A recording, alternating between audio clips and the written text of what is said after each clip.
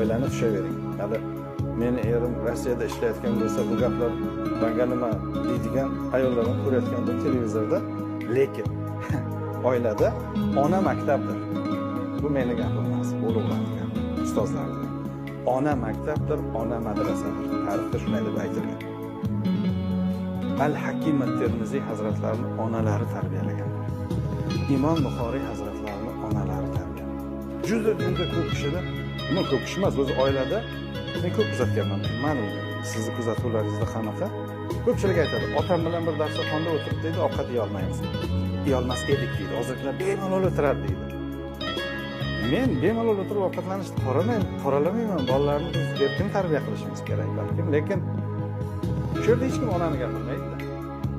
Onaning qattiq qo'lligi otani ulug'laydi. Agarki ona otani xatolari, kamchiliklarini aytib, otang bu desa, bolada otaga nisbatan bunaqa haybat bo'lmaydi. Yo'qoladi otaning haybati uning nazdida. Otani ulug'lagan ona, biz onaning xizmatini aytmaymiz. Meni kuzatuvlarim shundan iboratki, ona kuchli bo'lishi kerak, ona qattiq qo'l bo'lishi kerak. Men doim aytaman, rahmatli otamning qonidan minnatdorman. Onamning tarbiyalandi.